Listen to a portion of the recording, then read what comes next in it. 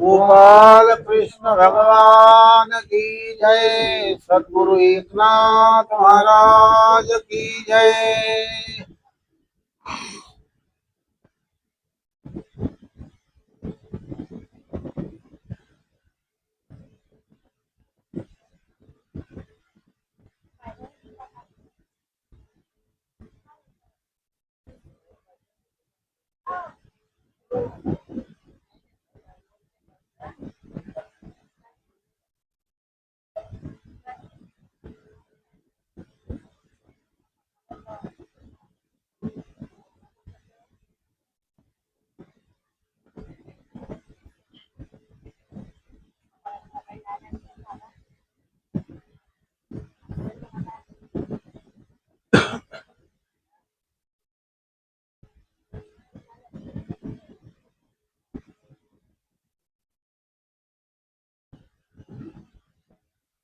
आणि काही तर पवित्रे जे स्वधर्म कर्मादि स्वाचारे नाना याग अग्निहोत्रे पवित्र करे अतिशुद्ध। अशा रीतीला नाथ महाराज काय लिहित या ठिकाणी आता की असा जो यज्ञ आहे, यज्ञ यागाधिक कर्म जे आहे ते यज्ञ यागाधिक कर्म हे मागच्या युगातलं कर्म होऊन गेलं, लक्षात ठेवा।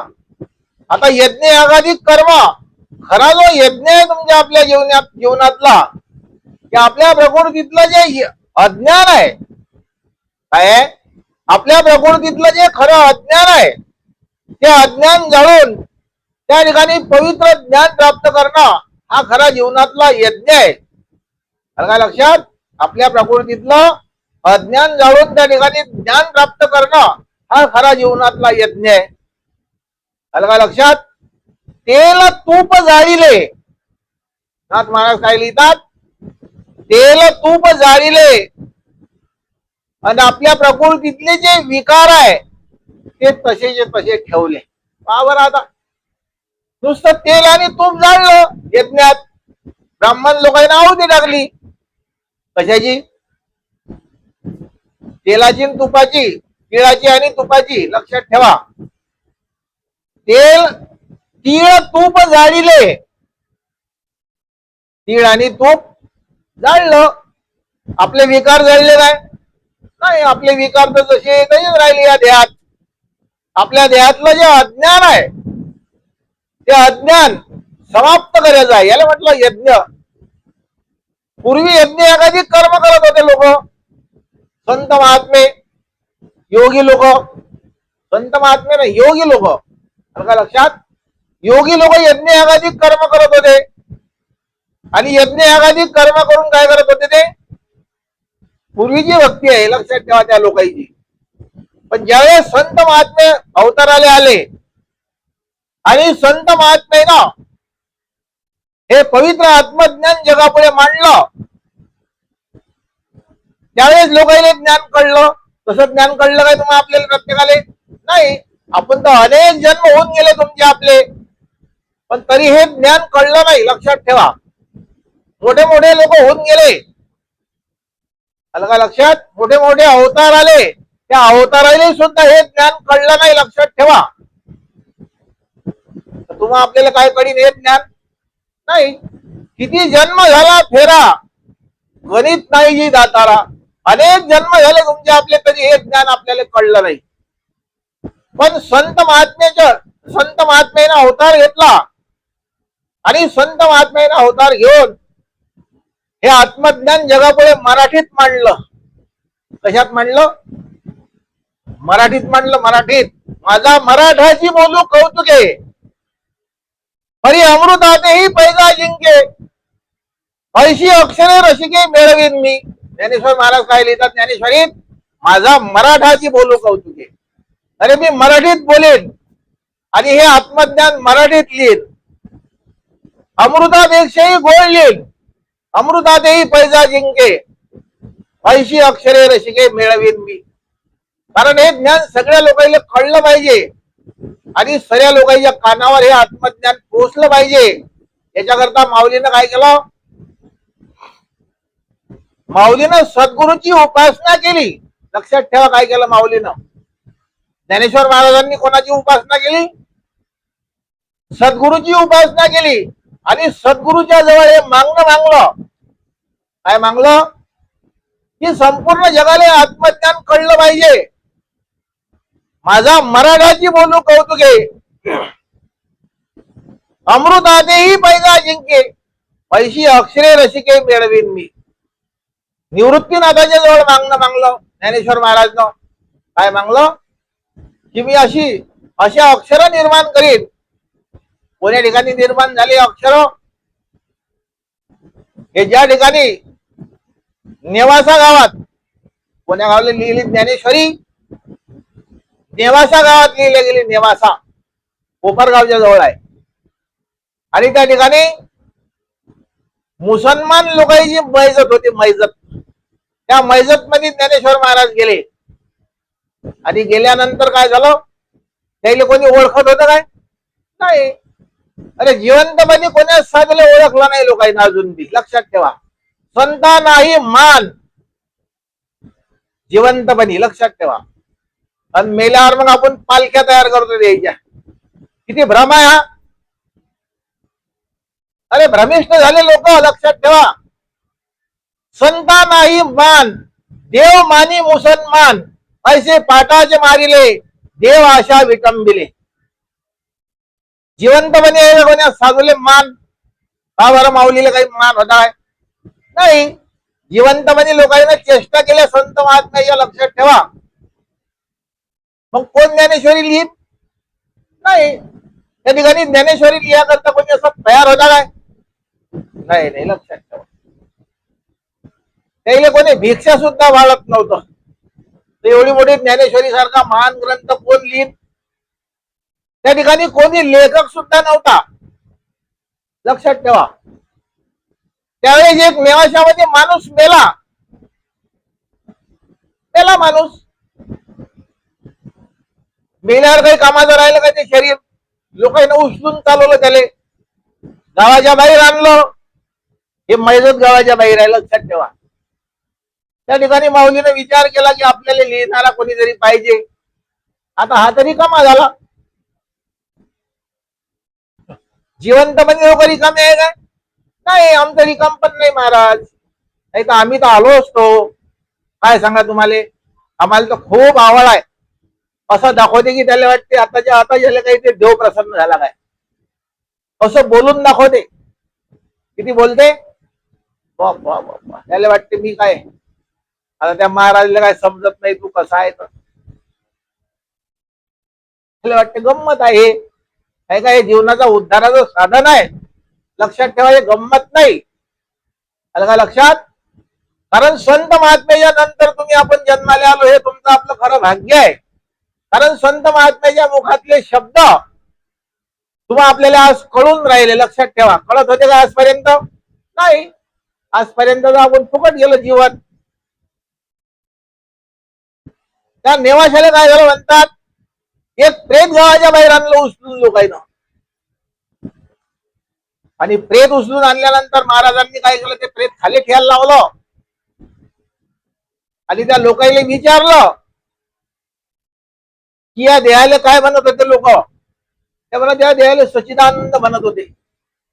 काय म्हणत होते, सच्चिदानंद. माऊली म्हणत खरं सच्चिदानंद आहे हा.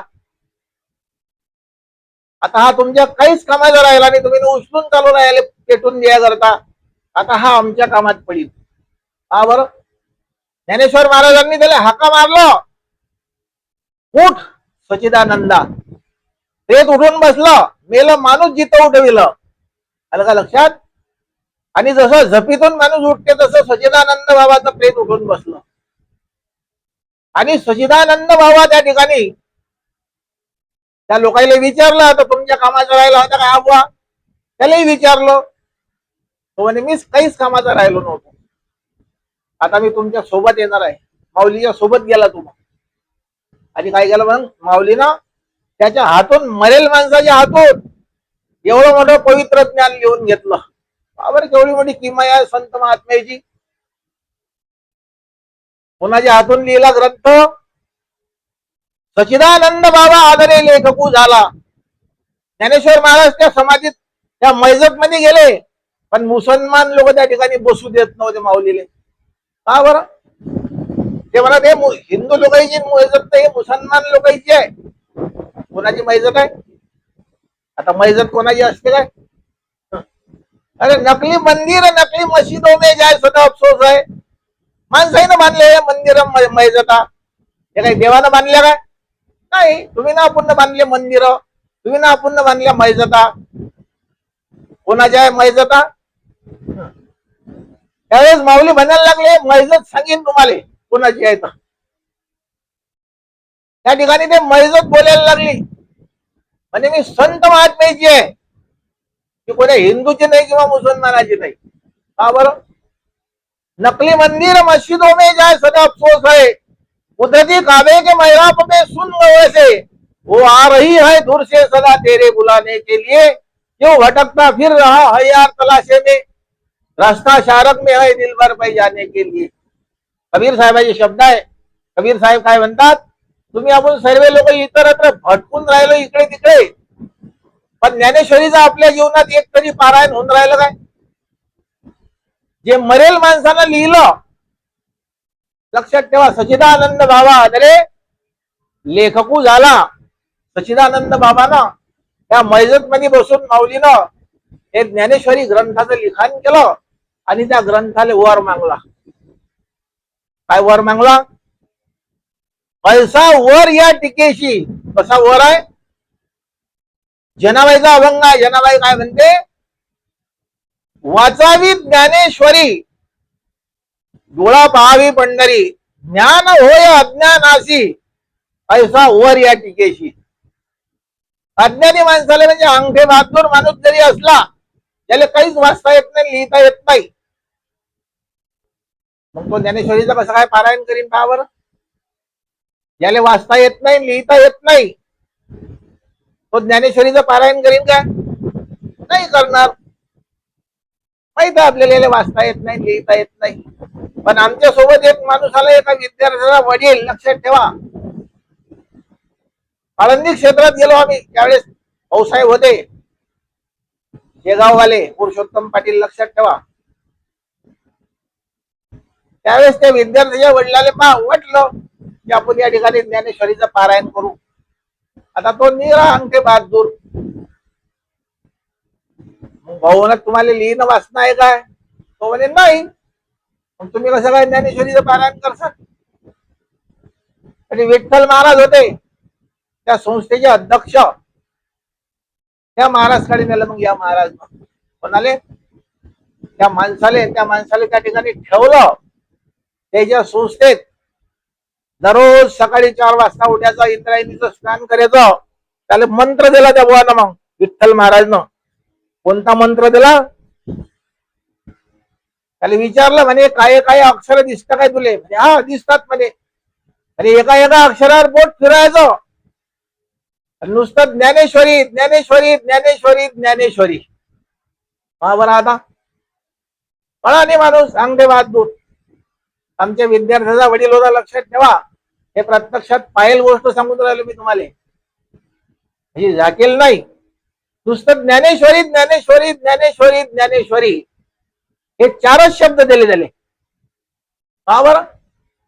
पहिलं पारायण केलं त्यानं ज्ञानेश्वरी ज्ञानेश्वरी म्हणून, एका एका अक्षरावर बोट फिरोय. का बरं? आता दुसरं पारायण केलं नुसतं ज्ञानेश्वरी ज्ञानेश्वरी ज्ञानेश्वरी. तिसऱ्या पारायणात काय चमत्कार झाला माऊलीचा? तिसऱ्या पारायणात त्याला लिहिता वाचता यायला लागलं. ज्ञान होय मुडा, अति मूर्ख त्या दगडा, ऐसा वर या टिकेशी. वाचेल जो कोणी, जनी त्याशी लोटांगणी. जनाबाईचा अभंग आहे. आलं का लक्षात? एवढं मोठं हे ज्ञान जे आहे ते अतिशय साक्षीभूत आहे. असं अनुभवाचं ज्ञान माऊलीनं त्या ठिकाणी लिहून ठेवलं तुमच्या आपल्या करता. नुसतं ज्ञानेश्वरी ज्ञानेश्वरी ज्ञानेश्वरी ज्ञानेश्वरी हे 4 शब्द जरी आपण म्हटले तरी आपल्या ठिकाणी ज्ञान प्राप्त होते.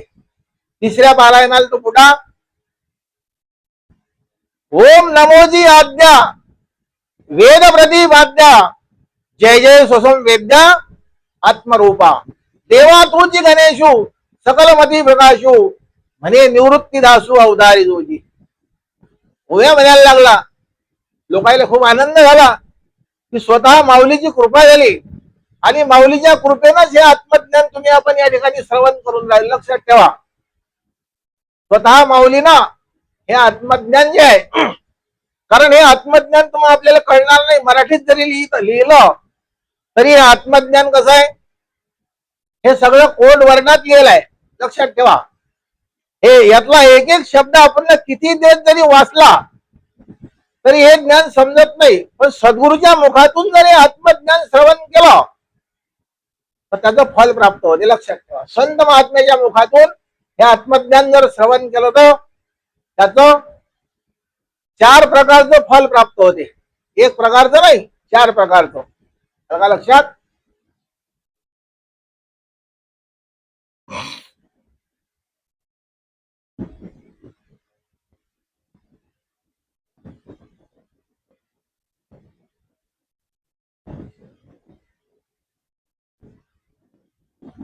आणि काही इतर पवित्रे जे स्वधर्म कर्मादी स्वाचारे. काय लिहिता नाथ महाराज आता, आणि काही इतर पवित्रे.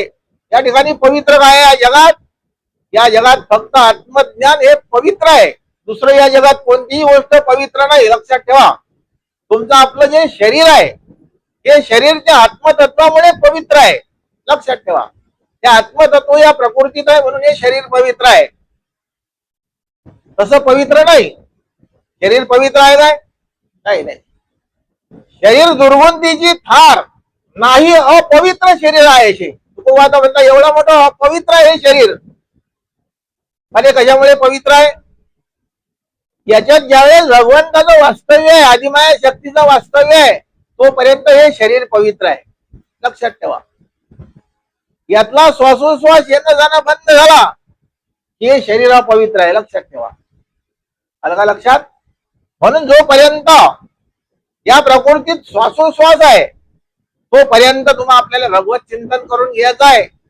आणि भगवत चिंतन करून आत्मस्वरूपाची प्राप्ती करून घ्यायची आहे, ज्ञान प्राप्त करायचं आहे. आणि आळंदी क्षेत्रात मी पुन्हा पुन्हा सांगतो, लक्षात ठेवा, एखादा चतुर्मास तरी काढायचा आहे तुम्हाला. आपल्याला जीवनात आल्यानंतर अजान वृक्षाचं झाड आहे त्या ठिकाणी माऊलीनं लायेल आणि त्या अजान वृक्षाखाली ज्ञानेश्वरीचं पारायण करायचं आहे. लक्षात ठेवा, ज्ञान होय मुढा अति मूर्ख त्या दगडा. आलं का लक्षात? एवढं मोठं पवित्र होण्याचं जे साधन या ठिकाणी नाथ महाराज सांगून राहिले ते तुमच्या आपल्यामुळे नाथ महाराज मांडून राहिले. लक्षात ठेवा, एवं तपाधिक जे साधना या सकळांशी शुद्धी गाला. ते ज्ञानलेशा समान पवित्रपण पुढे ना. इतर साधनं सांगले, तपाधिक साधनं सांगले या ठिकाणी, पण ते साधनं कसे आहे? आत्मज्ञानाच्या पुढे सर्वे साधनं हे शून्य आहे. लक्षात ठेवा, बाकीचे साधनं जे आहे ते कसे आहेत?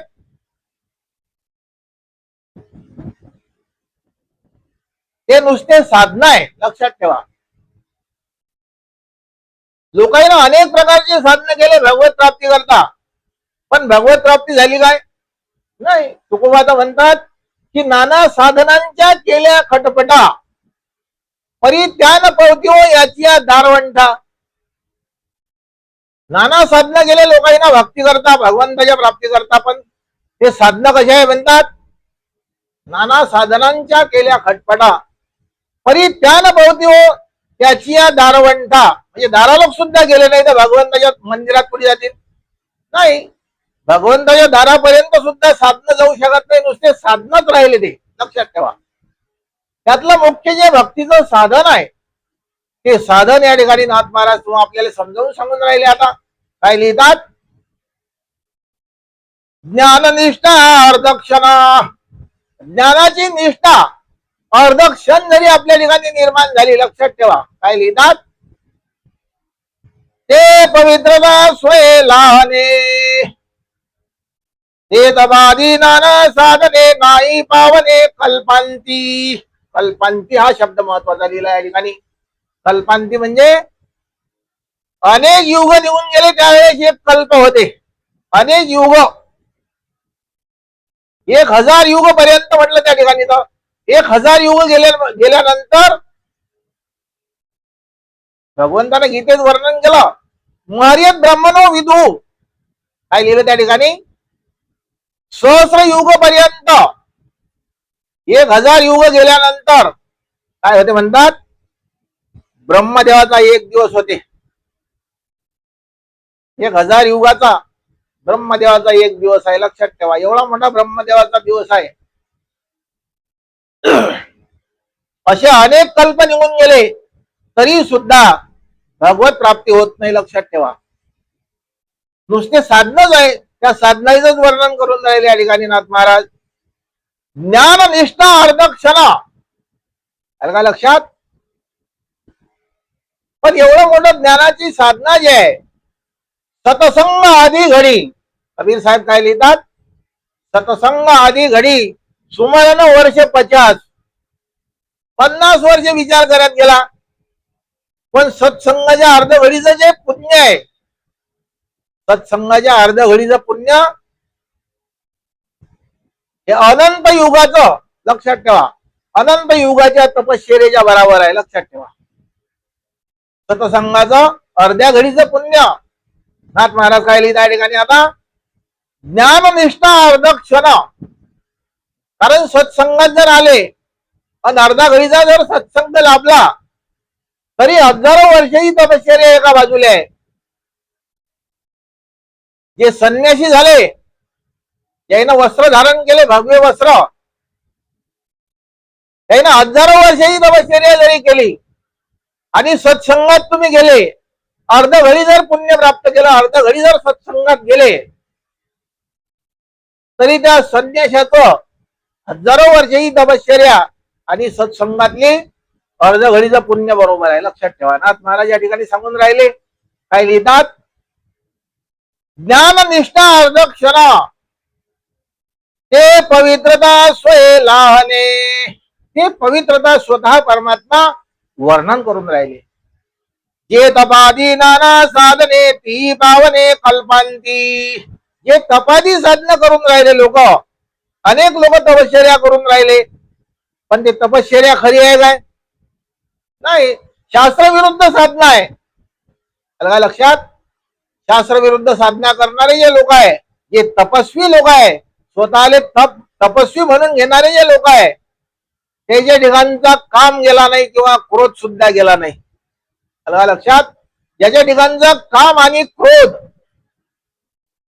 हे निघून गेलं नाही, तो कसा काय संन्यासी होईल? या ठिकाणी संन्यासाची व्याख्या सांगून राहील नाथ महाराज. ज्ञानेश्वर महाराज काय लिहितात? की मी माझे आईशी आठवण, विसरले जयाचे अंतःकरण, पार्था तो संन्यासी जाण निरंतर. अखंड संन्यासी कशाला म्हणलं? की मी आणि माझं, मी म्हणजे अहंकार. लक्षात ठेवा, मी म्हणजे अहंकार आणि माझं म्हणजे या शरीराची आसक्ती जी आहे, त्या आसक्ती तोडायची आहे. या देहाची आसक्ती जोपर्यंत तुटणार नाही जिवंतपणे, तोपर्यंत तो खरा संन्यासी नाही. लक्षात ठेवा, या देहाची आसक्ती जर आहे तर तो संन्यासी नाही. लक्षात ठेवा, एक एक शब्द महत्वाचा सांगून राहिले या ठिकाणी नाथ महाराज. तुम्हाला आपल्याला समजावून घ्यायचं आहे आत्मज्ञान. काय लिहितात? शास्त्रविरुद्ध साधना करणारे जे लोक आहे, वनी असता वनिता चिंतिशी, ते तपजी वावगे रया. तुकोबा आता म्हणता वनात गेला, घरी होता तर बरा होता जरासा, पण भगवे कपडे धारण केले, प्रपंचाचा त्याग केला, अरण्यात गेला. काय करता गेला? तपश्चर्या करायला गेला काय? काही वैतागून गेला आणि जाऊ द्या आता आपण लग्न केलं म्हणे, प्रपंच केला, झालं म्हणे, आता झाला काय प्रपंच? सर्व जबाबदाऱ्या मिटल्या काय? नाही, हा मधातच निघून गेला. लग्न करायच्या अगोदर गेला असता तर पुरत होतं, पण लग्न केल्यावर गेला म्हणतात. काय झालं म्हणतात त्याचं?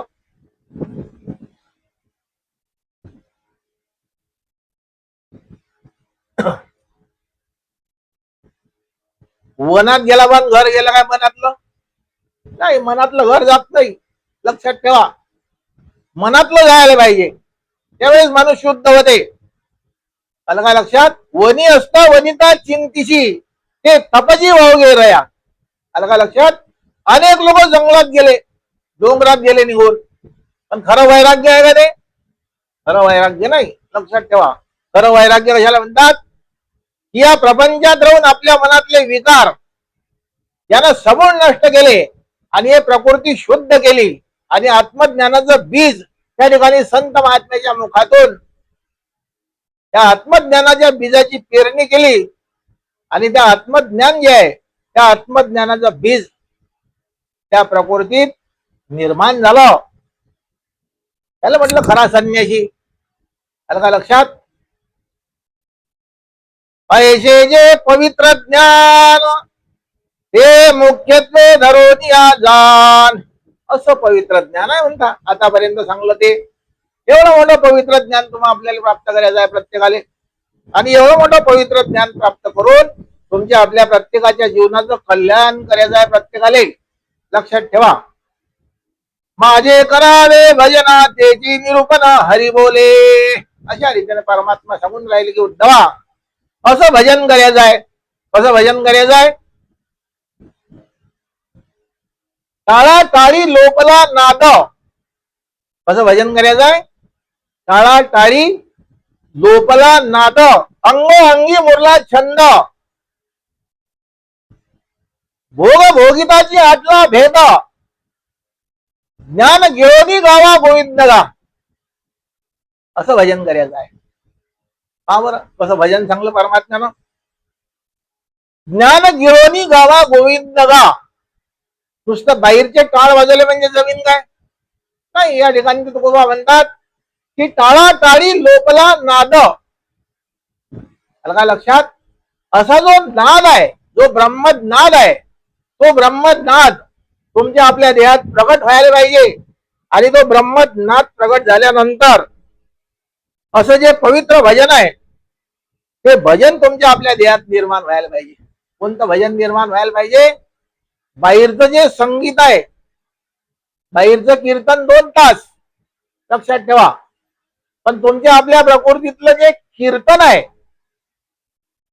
ते अखंड सुरू आहे. ते कीर्तन श्रवण करायचं आहे तुम्हाला आपल्याला. 9व्या अध्यायात काय लिहिता परमात्मा? की सततम कीर्तयन्तो माम यतन्तस्य दृढव्रतः नमस्यन्त शिवाम भक्त्या नित्ययुक्त्वा उपासते. अशी उपासना करायची आहे तुम्हाला आपल्याला. की उपाशी राहायचं आहे? नाही. कशाला म्हटलं उपासना?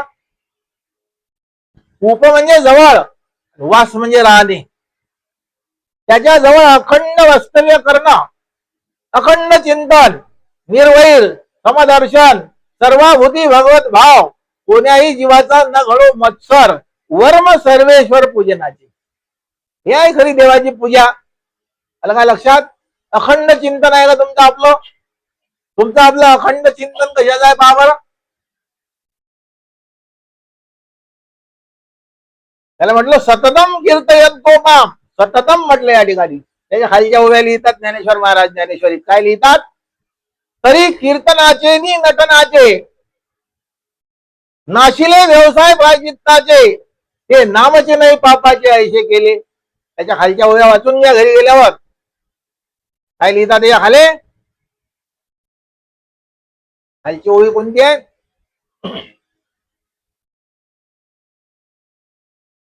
तरी कीर्तनाचे नि नटनाचे नाशिले व्यवसाय प्रायचित्ताचे, प्रायचित्त कर्म जे आहे ते समाप्त होऊन जाते. असं कीर्तन जर आपल्या देहात प्रगट झालं तर सर्व कर्माचं प्रायचित्त समाप्त होऊन जाते. अलगा लक्षात? फक्त कीर्तन प्रगट व्हायला पाहिजे. अलगा लक्षात? काय प्रगट व्हायला पाहिजे? कीर्तन हे 2 प्रकारचे आहे. बाह्य कीर्तन आणि अंतरंगातलं कीर्तन. अंतरंगात सुद्धा 2 प्रकारचे आहे. आता का बरं? अंतरंगात सुद्धा 2 प्रकारचं कीर्तन आहे. लक्षात ठेवा. नुसतं कीर्तन म्हटल्यानं जमते काय? कंबर बांधली लोक बोले ज्ञान सांगलं तर त्या ज्ञानाचा अनुभव पाहिजे, लक्षात ठेवा. त्यावेळेस लोकांना ज्ञान सांगायचे अधिकारी आहे. नाही तर आपण 2 अभंग पाठ केले आणि लोकांना चालले चालले ज्ञान सांगत, असं आहे का काही? नाही.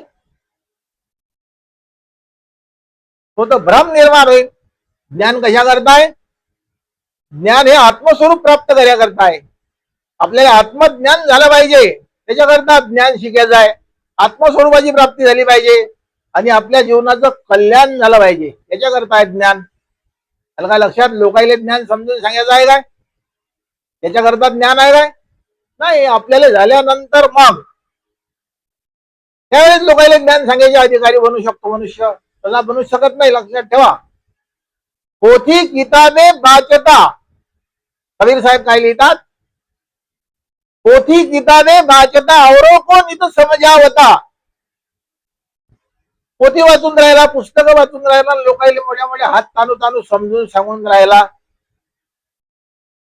काय लिहितात पुढे? पोथी किताबे वाचता औरो को नित समजावता. पुढचं काय लिहिलं? कबीर साहेब काय लिहिता पुढे? मैरम नहीं उस हाल की, बक बक मरा तो क्या हुआ. नुसती बकबक करून मेला तर काय उपयोग आहे? नाही. मैरम नाही उस हाल की, त्याला पता सुद्धा नाही आपल्या देहात काय आहे म्हणून. आपल्या देहात कोण्या नाडीवर कोणतं, आपल्या प्रकृतीत कोण्या नाडीवर काय आहे, विळा पिंगळा आणि सुषुम्ना या नाड्या आहे.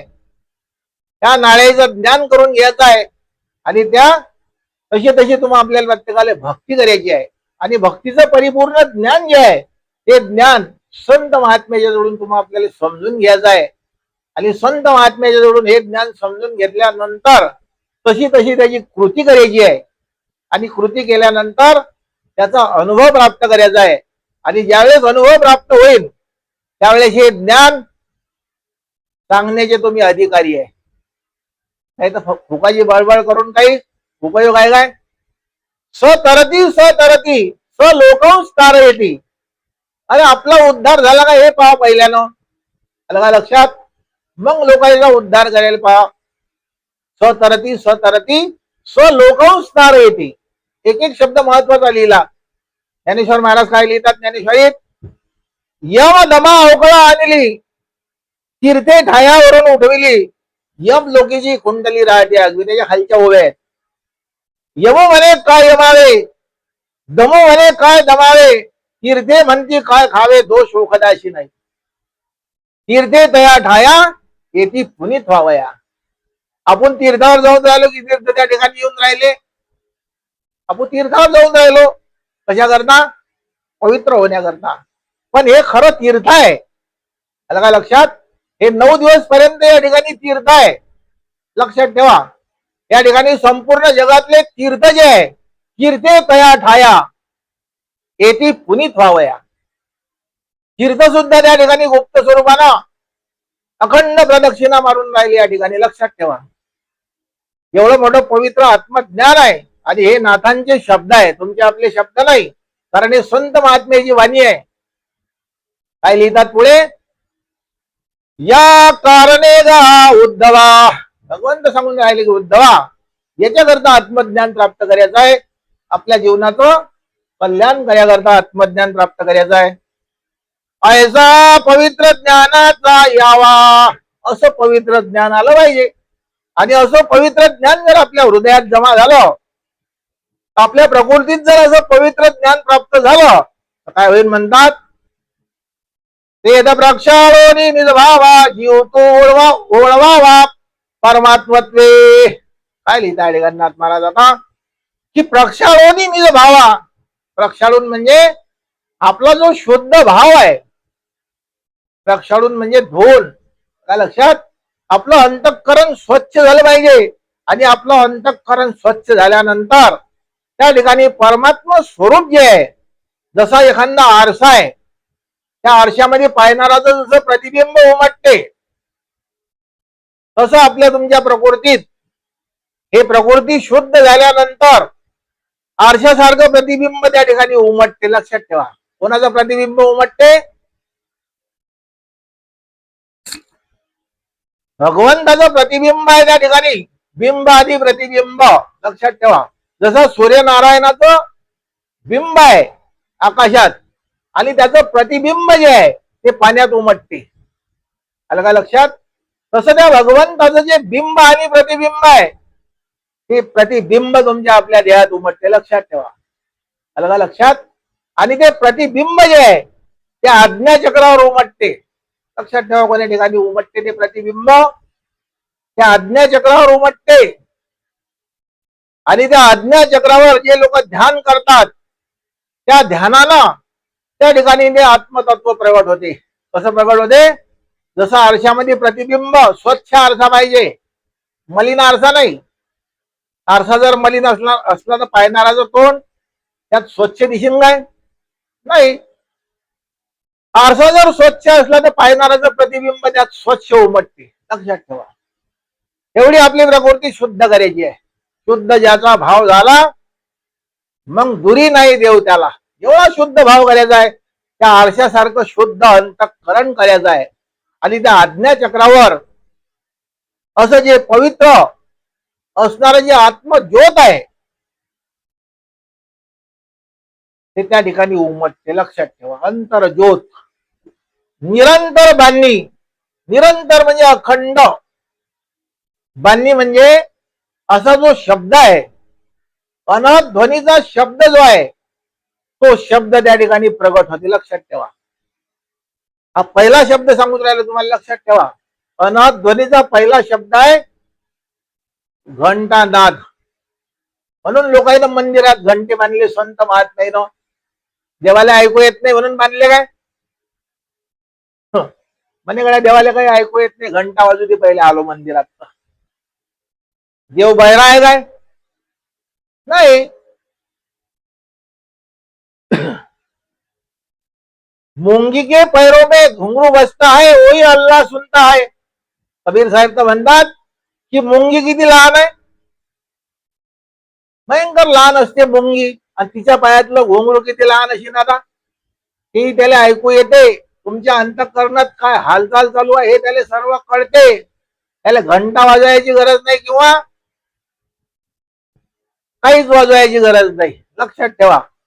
आपल्या प्रकृतीतली जी हालचाल आहे असा जाणणारा जो परमात्मा आहे त्या परमात्म्याला सगळं कळते. लक्षात ठेवा. अलगा लक्षात.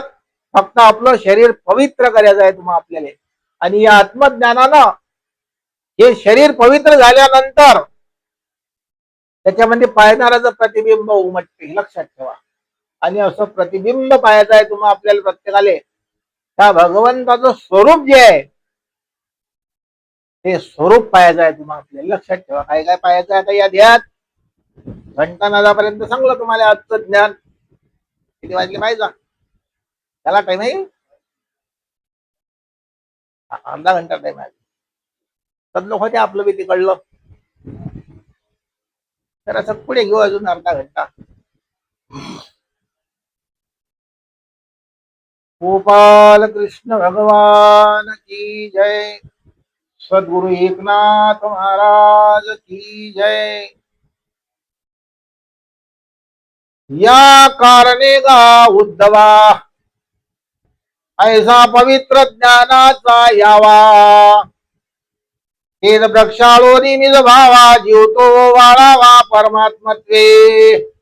असं जे परमात्म स्वरूप आहे नाथ महाराज म्हणतात ते परमात्म स्वरूप अशा पवित्र ज्ञानानं आपलं जे शरीर आहे ते पवित्र होते. लक्षात ठेवा. आणि भगवंताचं जे पवित्र ज्ञान आहे त्या पवित्र ज्ञानानं आपली वाचा सुद्धा पवित्र होते. आपले कान पवित्र होतात. आपले इंद्रिय पवित्र होतात. या ज्ञान श्रवण करण्याचा जो फायदा आहे त्याची फलश्रुती सांगून राहील तुम्हाला. लक्षात ठेवा. त्याचं कोणतं कोणतं फल आहे हे ज्ञान जर कानावर पडलं आणि आपल्या हृदयात जर याचा या ज्ञानाला प्रवेश केला त्याचं फल काय सांगतात? आपले संपूर्ण इंद्रिय जे आहे ते पवित्र होतात. आणि आपले इंद्रिय पवित्र झाल्यानंतर आपलं अंतःकरण शुद्ध होते. आणि अंतःकरण शुद्ध झाल्यानंतर त्याच्यामध्ये परमात्मा स्वरूपाचं जे प्रतिबिंब आहे ते त्या परमात्मा स्वरूपाचं प्रतिबिंब उमटते. लक्षात ठेवा. आणि ते परमात्मा स्वरूपाचं प्रतिबिंब त्यात उमटल्यानंतर त्याचा पहिला नाद आहे घंटानाद. लक्षात ठेवा. इथपर्यंत आत्मज्ञान तुम्ही ना आता ऐकलं. आता पुढचं आत्मज्ञान जे आहे ते एकाग्र चित्तानं श्रवण करायचं आहे प्रत्येकाला. लक्षात ठेवा. पुढचं अतिशय विशेष आत्मज्ञान सांगून राहिले आता नाथ महाराज. काय लिहितात? जीव परमात्मा दोन्ही एक. जीव आणि परमात्मा. जीव हा कोण्या ठिकाणी आहे? तुमच्या आपल्या देहात जीव आहे, पण कोण्या ठिकाणी आहे तो? पाहिला काय तुम्ही ना आपण आज लोक? नाही. जीव प्रबंधू होळा म्हटलं त्या ठिकाणी नाथ महाराज म्हणतात जीव आणि हा प्रबंध जो आहे या देहाचा तो आपल्याला पाहायचा आहे. आपल्या देहात कोण्या ठिकाणी आहे जीव आणि कोण्या ठिकाणी आहे परमात्मा. जीव परमात्मा दोन्ही एक. ऐसे जाणणे ते ज्ञान देग. ऐक्य भोगणे परमात्म सुख विज्ञान सम्यक त्याना. एक एक शब्द महत्वाचा लिहिला आता नाथ महाराज. काय म्हणतात? जीव आणि परमात्मा. जीव कोण्या ठिकाणी आपल्या प्रत्येकाच्या देहात? जीव हा प्रत्येकाच्या हृदगत आहे. लक्षात ठेवा. म्हणजे हृदयस्थ या ठिकाणी भगवान शिवजी आणि पार्वती मातेचं स्थान आहे आपल्या हृदयात. कोण्या ठिकाणी आहे? कोण्या चक्रावर आहे?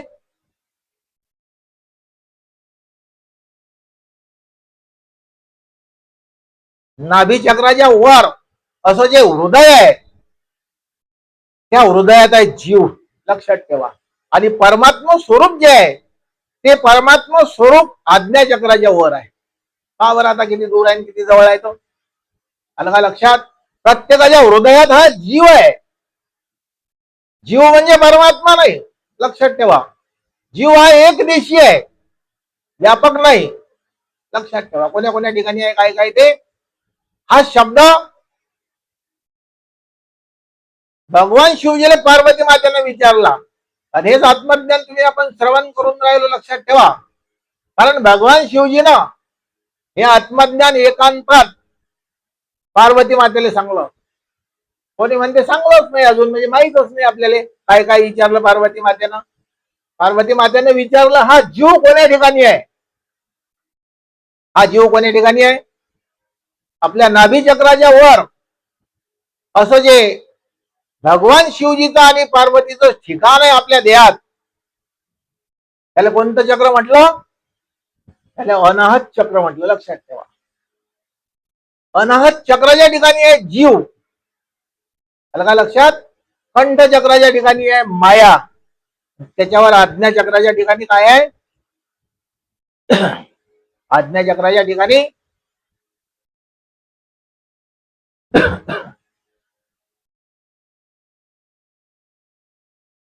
तुमच्याला पाठ आहे सगळं, पण सांगत नाही तुम्ही.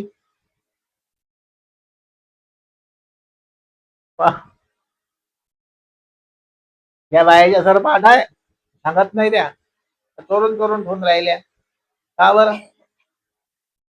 ध्यान करणारे लोक आहे रोज.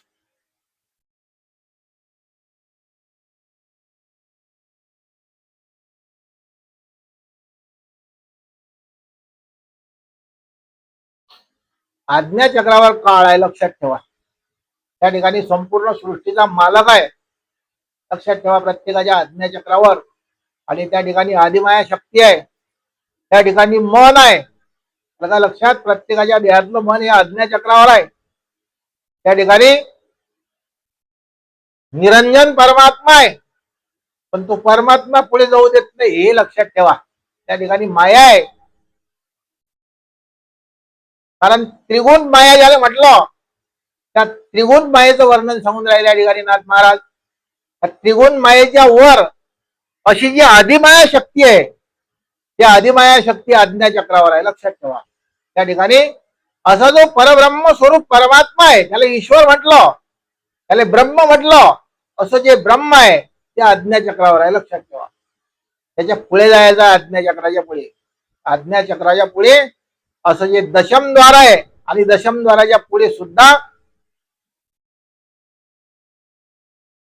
भगवंताचा दरवाजा आहे. त्या दरवाज्यात जायचं आहे. आपण तर रोज हरिपाठ घेऊन राहिलो. हरिपाठातला पहिलाच अभंग लिहून राहिले ज्ञानेश्वर महाराज. काय लिहितात? देवाची द्वारी उभा क्षणभरी. त्याचा फल काय सांगून राहिले? लगेच दुसऱ्या कळव्यात फल सांगून राहिले. का बरं? नुसतं तुम्ही देवाच्या दारात एक क्षणभर जाऊन उभे राहिले त्याचं फल सांगून राहिले. तेने मुक्तीचारी साधी येल्या. कोणत्या कोणत्या मुक्त्या प्राप्त होतात? तुम्हा आपल्याला देवाच्या दारात जायचं, असा हरिपाठ करायचा आहे रोज.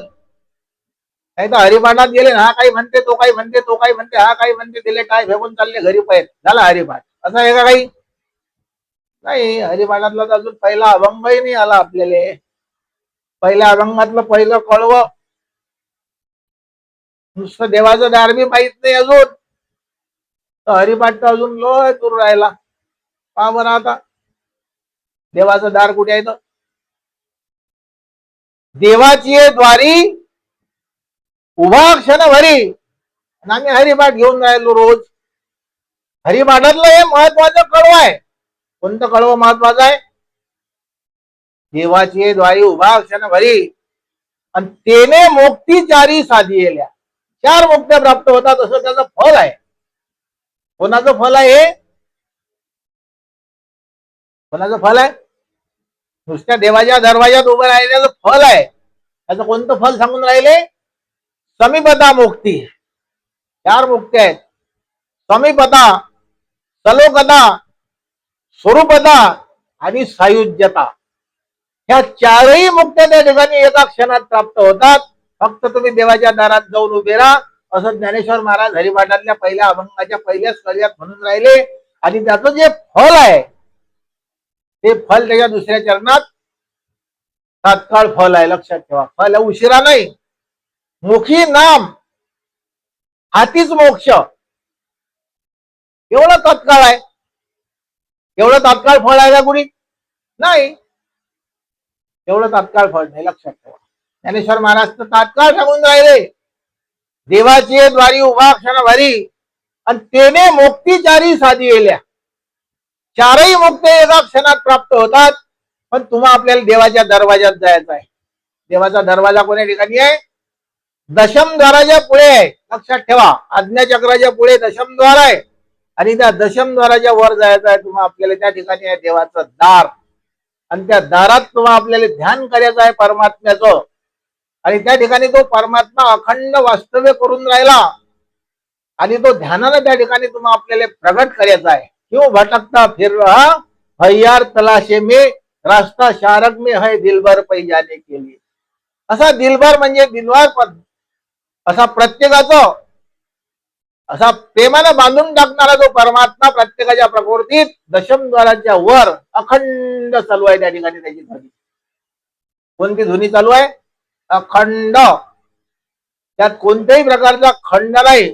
कोणी म्हणे नामात खंड पडते, हे सर्व चुकीचं आहे. लक्षात ठेवा. म्हणजे नाम खंड होते. काही काही लोक काय म्हणतात? नाम खंड होते. नाम खंड होते काय? नाही, नाम तर अखंड आहे. सार शब्द गरजे बरमांडा. लक्षात ठेवा. काय लिहितात कबीर साहेब? बाकी सब खंडा. बाकी सगळं खंड आहे. सार शब्द गरजे बरमांडा. गर्जना होऊन राहील त्याची.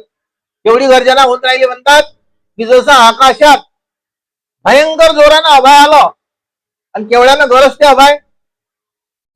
आकाश तुटून पडेल पाहिजे एवढी गर्जना होते.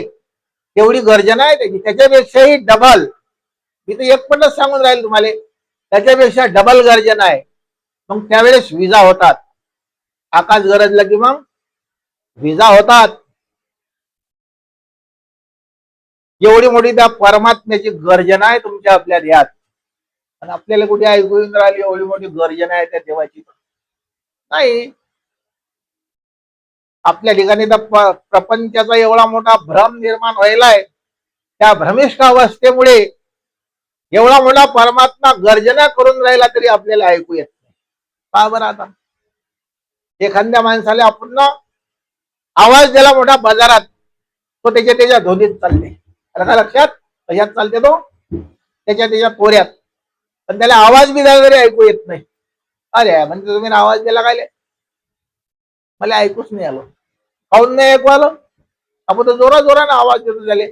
तसा परमात्म्याचा जो आवाज आहे तो आवाज अखंड आहे, लक्षात ठेवा. सब खंडा ताल शब्द गरजे ब्रह्मांडा, लक्षात ठेवा. कबीर साहेबाचे शब्द आहेत. ऐसा ज्ञान विज्ञान संपन्ना कोणी करावे माझे भजना, त्या निज भजनाची खुण होईल संपूर्ण उद्धवा. आता भजनाची खून सांगून राहील नाथ महाराज कसं भजन करायचं आहे म्हणतात. तुका म्हणे येते भजन प्रमाण, काय थोर पण जावा येते. त्या ठिकाणी कोणताही थोरपणा किंवा मोठेपणा किंवा अहंकार, भगवंताच्या नामापुढे कोणत्याही प्रकारचा अहंकार चालत नाही. भगवंताचं नामस्मरण कसं करायचं आहे? निरहंकार वृत्तीनं भगवंताचं ध्यान करायचं आहे, लक्षात ठेवा. कसं करायचं आहे? निरहंकार वृत्तीनं या देहाचा विसर पडला पाहिजे, आणि या देहाचा विसर पडल्यानंतर तो परमात्मा त्या ठिकाणी गर्जना करून राहिली, हे गर्जना ऐकू येत. तसं ऐकू येत नाही, कारण या देहाचा जोपर्यंत विसर पडणार नाही तोपर्यंत आपल्याला त्या भक्तीचं वर्म कळत नाही, लक्षात ठेवा.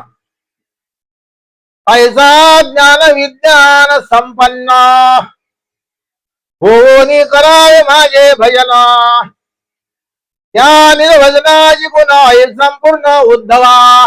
त्या भजनाची खून सांगून राहिले. आता कोणती खून आहे?